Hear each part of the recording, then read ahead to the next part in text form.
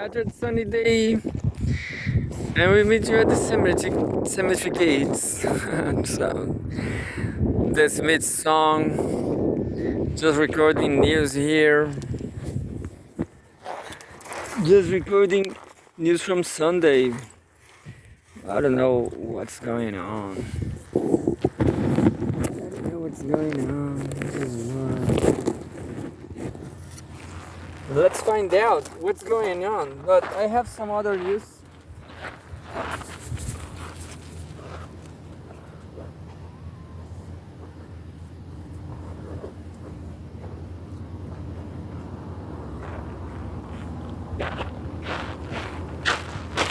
Mami, venga.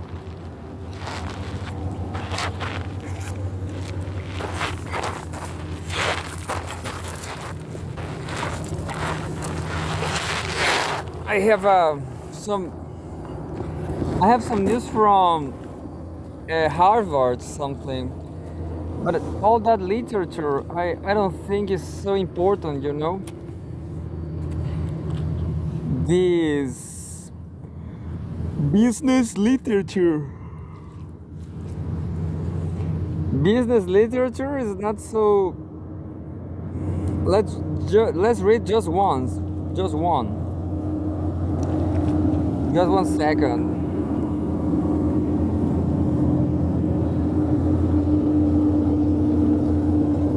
Going to read one article from Harvard Business School or something.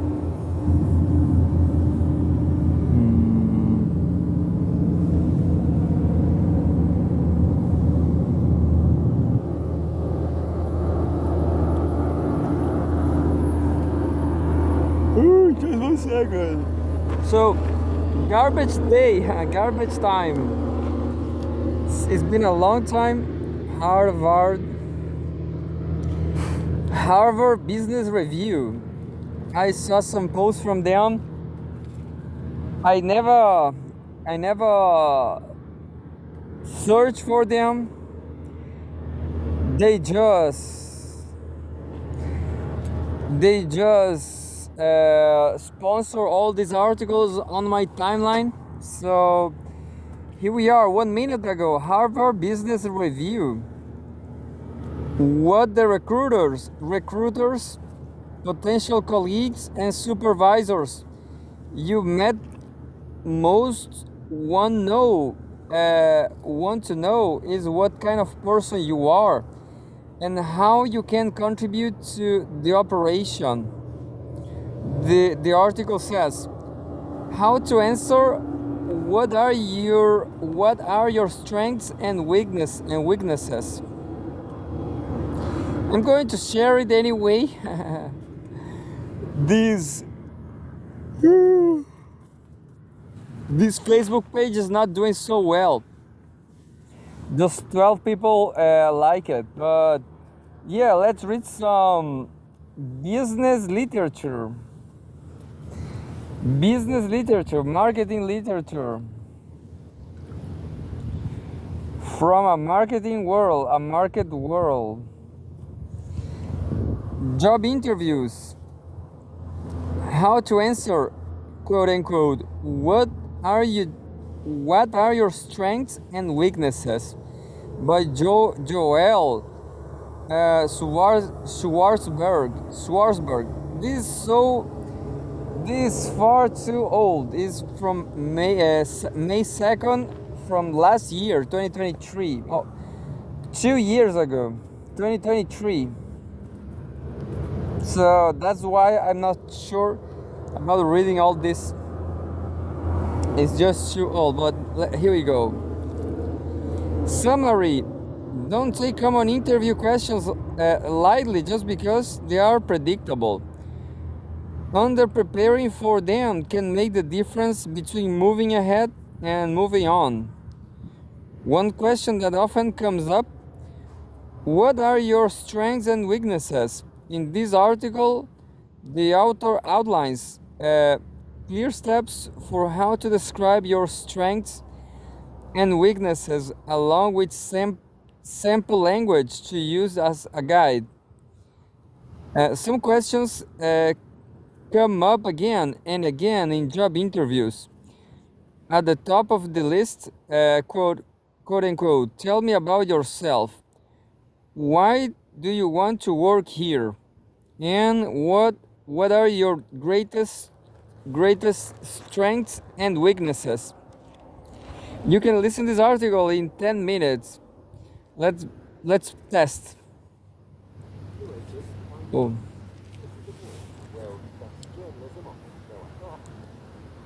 Just 1 second. I was with the headphones. You're listening to Harvard Business Review, where on the 2nd of May 2023, Joel Schwartzberg writes, "How to answer, what are your strengths and weaknesses?" Joel Schwartzberg oversees executive communications for a major national nonprofit, is a professional presentation coach and author. Some questions come up again and again in job interviews. At the top of the list, tell me about yourself. Why do you want to work here? And what are your greatest strengths and weaknesses?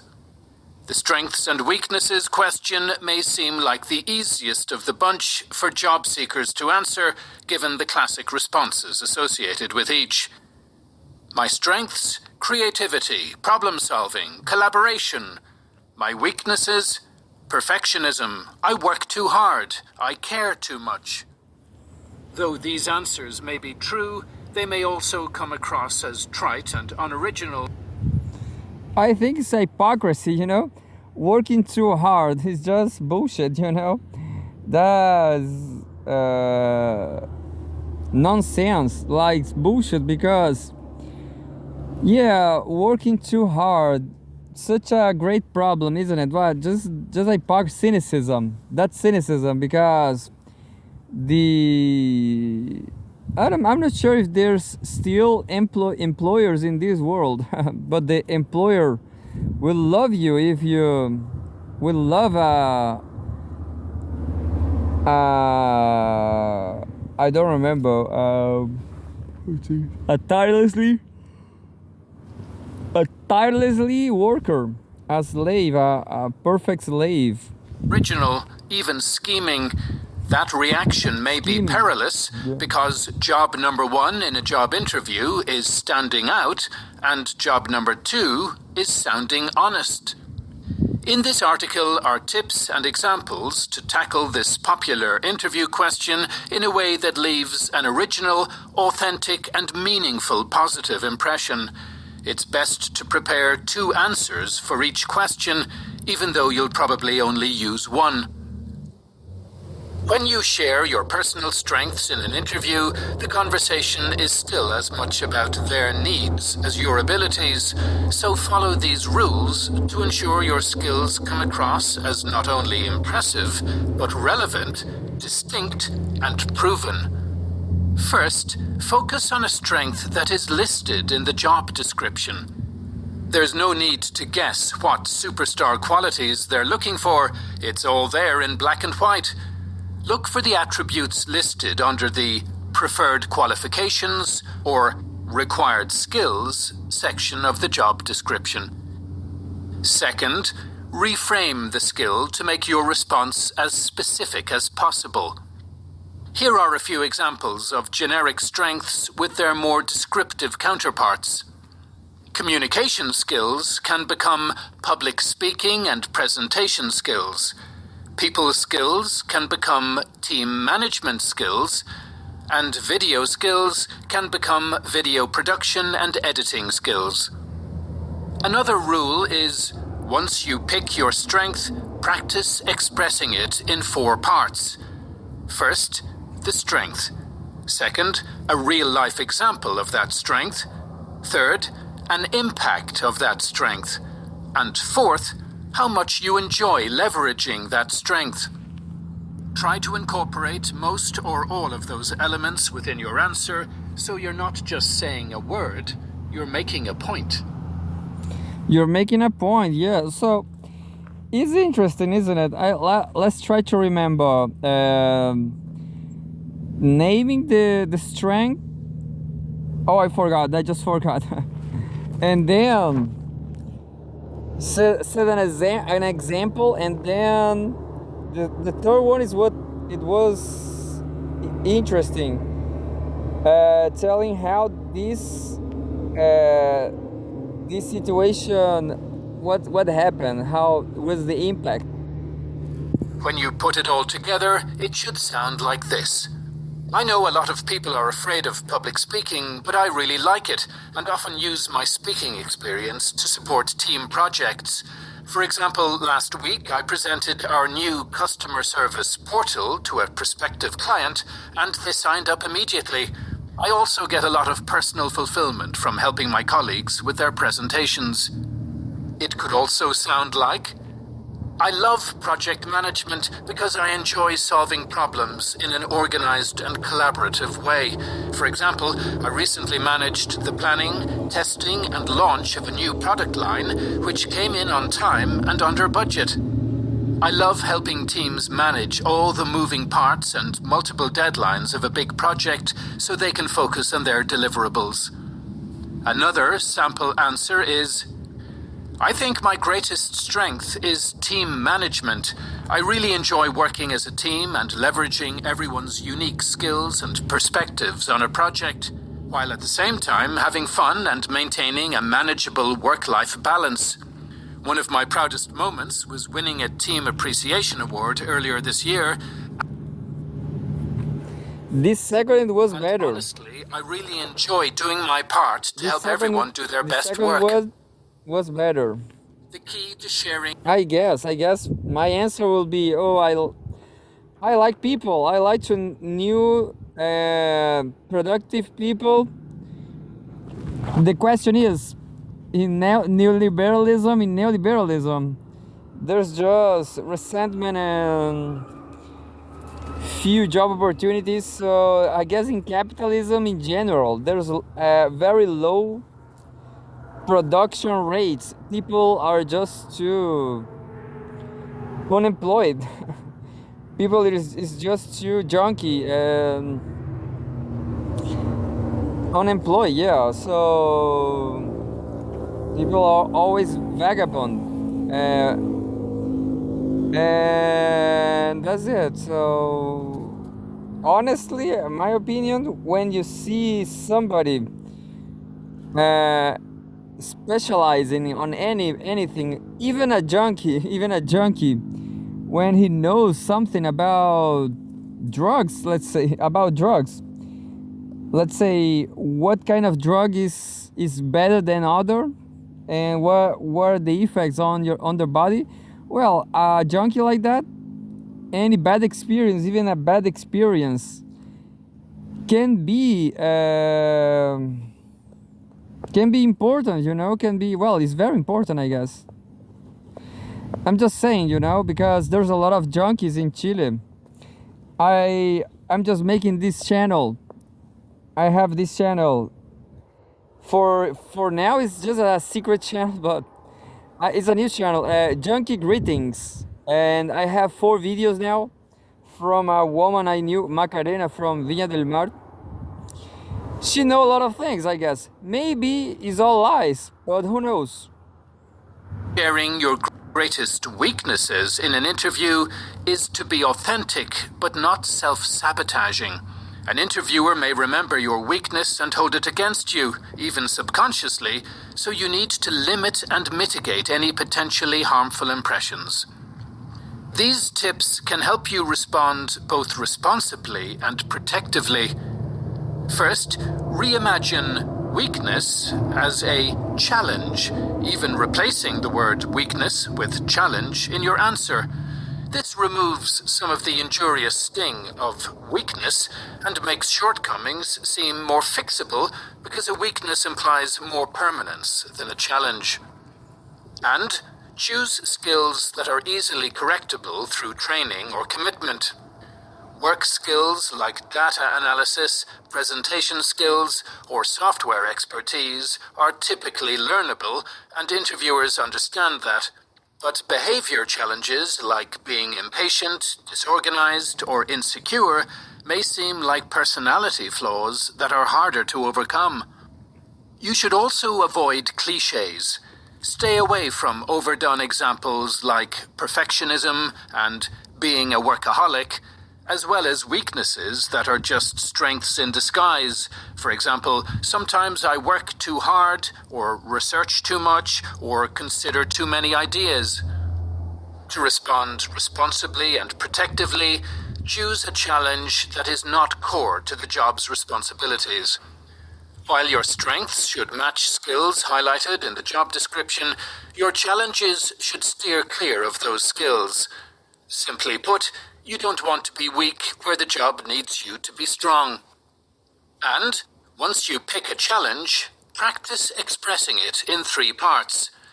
First, the weakness. Second, the minor consequences of the weakness. And third, your eagerness to address the weakness. As with your strength, try to incorporate all of these elements within your answer, but this time keep the consequences short, simple, and minor, so you can focus on overcoming the challenge more than on the challenge itself. When you put it together, it should sound like this. One of my challenges is my lack of professional experience with presentation tools like PowerPoint and Canva. In the past, I've had specialists design these materials for me, but they don't always know the content as well as I do. So, one of my goals this year is to learn these applications, to create my own presentations, and continually improve that skill. It could also sound like this. One of my challenges is effectively proofreading my own work, especially in a fast-paced environment. I take a little longer, but often there's not enough time, and I don't want to let errors go through. One of my solutions has been You know what I just thinking about? I'm going to stop this article right here, but on other writers it's interesting. and editors on staff to review my work.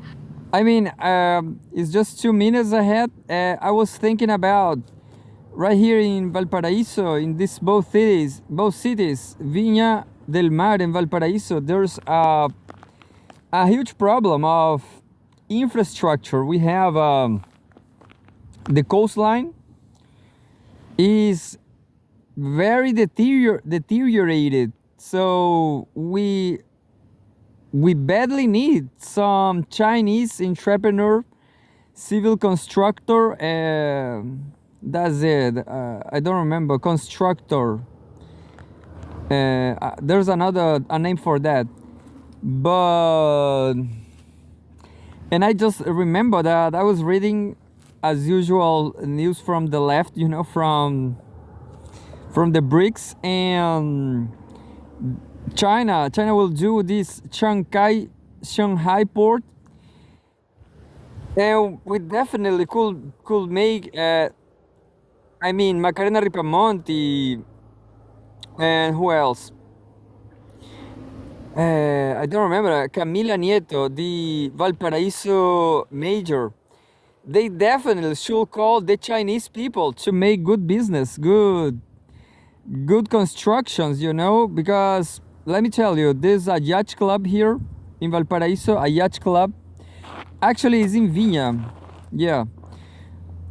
It's almost all destroyed, Definitely it will, something wrong is going to happen.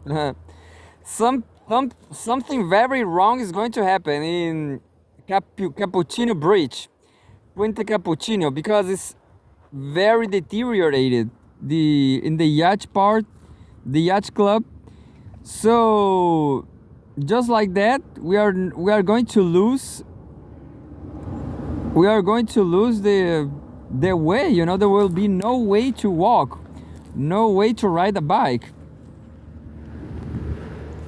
But I'm also looking at taking writing classes to help me elevate my editing skills to be more productive and efficient. Or it could sound like this. One of my challenges is learning new workplace technologies like cloud filing platforms, database tools, and content management systems. It just takes me longer to learn complicated technology tools, but once I do, I enjoy using them and like to help new colleagues learn them as well. I really appreciate it when a company offers classes and resources to help people become confident using the tools. Here's a quick summary of the examples discussed in this article, along with a few more to choose from. Strengths include public speaking and presenting, team management, video production and editing, project management, proofreading, database management, attention to detail, taking ownership, brainstorming, and graphic design. Weaknesses could include the following. Reminder, don't choose a weakness connected to a necessary job skill. Being unfamiliar with certain software, needing more experience in data analysis, financial forecasting, etc. Fear of public speaking, feeling uncomfortable giving developmental feedback, needing more time to learn new systems, asking for help, time management, goal setting, meeting facilitation, and delegating. At the end of the day, or at least the interview, what the recruiters, potential colleagues, and supervisors you met most want to know isn't your biggest strength and weakness. They want to know what kind of person you are and how you can contribute to the operation. What are your strengths and weaknesses? Equals.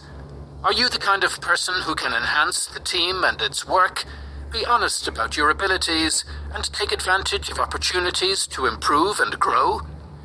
As you practice your strength and weakness responses, remember these influential factors so your interviewers ultimately see you as not merely the sum of your skills. Well, definitely, this doesn't work for the Global South.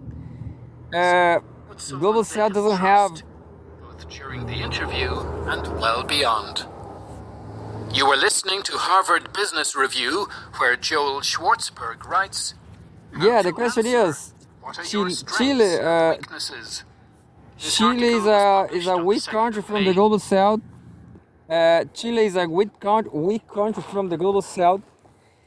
There's nothing, there's no companies. People are just too negative, you know, they're absolutely negative. They are, I don't know, I hate it, you know. It's a friend-enemy situation in which, yeah, Global South people, they are absolutely victims of imperialism and so on. That's true. But what they do is terrible too.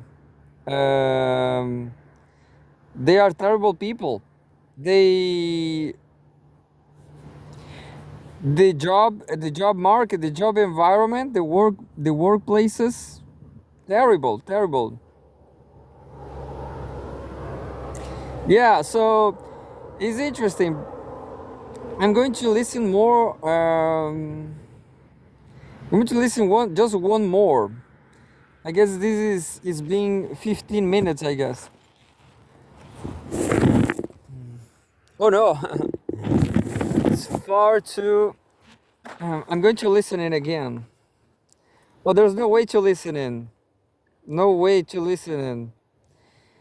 A huge article again, and there's no listening device. So, how to answer? What are your salary expectations by Amy Gallo, February 13, 2023. I'm going to read the summary, and there's no way to listen the article.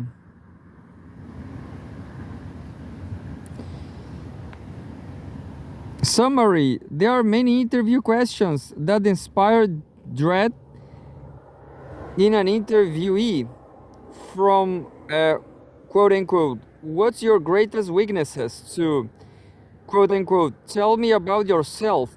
But one in particular is especially complicated, quote unquote, what are your salary expectations? If you go too low, you might end up making less than they are willing to pay. But if you go too high, you could price yourself out of the job. In this piece, the author offers partial strategies, practical strategies for how to approach this question along with sample answers to use as a guide. Oh, what a shame. There's no way to listen in. I like it. But I'm not going to read this now. I have no time because is half an hour. Maybe I can change that, Maybe I can change that on, but it's hard because it's a old cell phone with a huge memory card.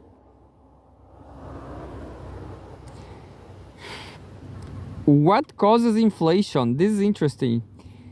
Harvard Business Review. Since 2022, inflation has been one of the greatest threats to the US economy. This is more interesting.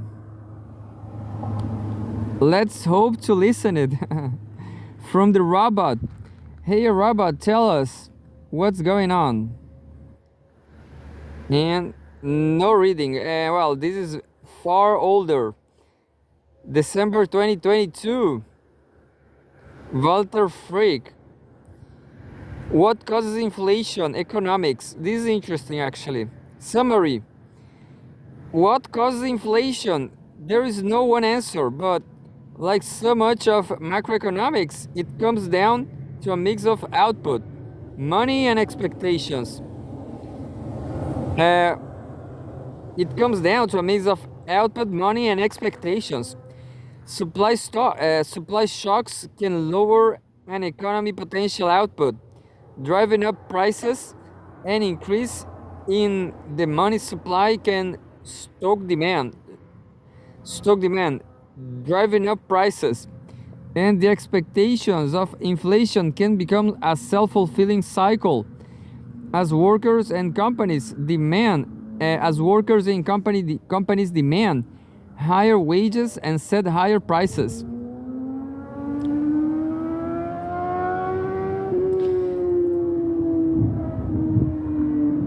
Yeah, I cannot read this article. I just reached the limit, which is 3 articles, I guess. See, I'm going to read the first paragraph. Since the financial crisis of 2008 and the Great Recession, investors and executives have grown accustomed to a world of low interest rates and low inflation. No longer in 2021. Inflation began rising sharply in many parts of the world, and in 2022, the US saw its worst inflation in decades. That's it. And I guess I cannot watch the previous article. Let's see if I can see the previous article. I actually open it up. No, I cannot, I guess. Yeah. Yeah. So, well, Harvard Business Review, making good business with articles. Well, but all this is on YouTube. There's on YouTube. You are reading your last free article this month. But I guess all this is bullshit, at least in the global south like Chile, because I will tell you again. Nobody has any economy. The Chilean economy is just like farming, farming fruits, mining, copper, gold because of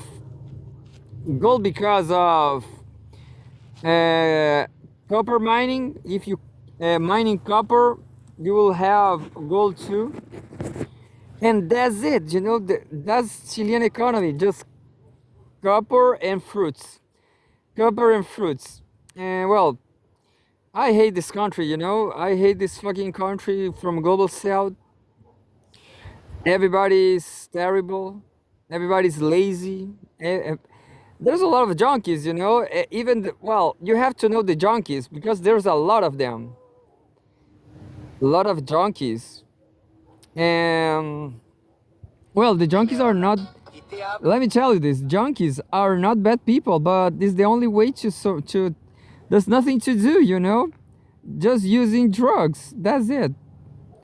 Nothing to do in Chile. And you better meet a lot of people like junkie people, because it will be safe for you. It will be safer. Well, that's it. I'm going to read anything else, I guess. No, I'm going to leave it. I'm going to leave for now. I'm going to play basketball. I'm junkie for basketball. Listen to some podcasts. Isn't it, Tommy? Tommy, you're free now. Go, Tommy. Let's free Tommy for a minute.